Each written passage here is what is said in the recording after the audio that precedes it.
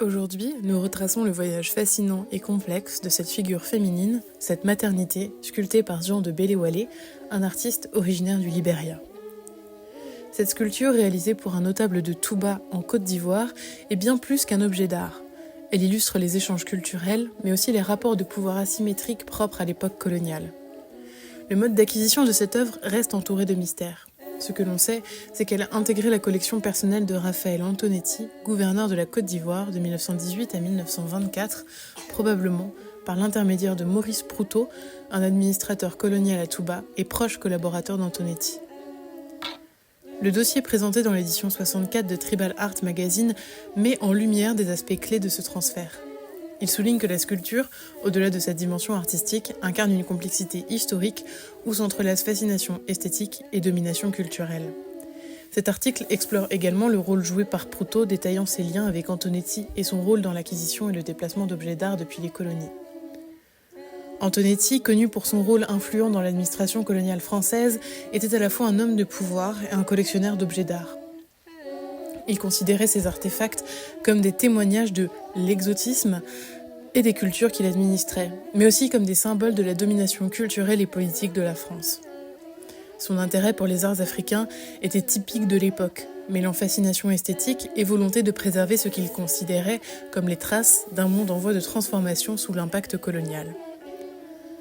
Le transfert de cette sculpture vers la collection d'Antonetti illustre les mécanismes de circulation des œuvres d'art pendant la période coloniale.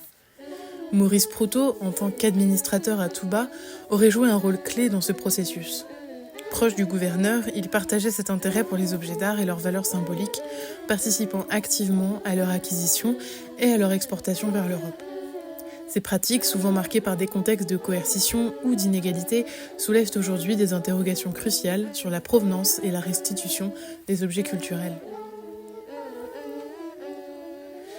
Jean de Bellewale, originaire du Libéria, était un maître de la sculpture sur bois, un art ancré dans les pratiques rituelles et spirituelles des communautés ouest-africaines. Cette sculpture représente une figure féminine imposante, un symbole de fertilité, de protection et de pouvoir.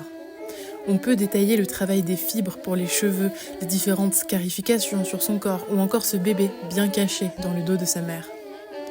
Aujourd'hui, la sculpture a trouvé une nouvelle maison au musée du quai Branly-Jacques Chirac à Paris. Ce musée est dédié aux arts et civilisations d'Afrique, d'Asie, d'Océanie et des Amériques et constitue un lieu de dialogue entre les cultures.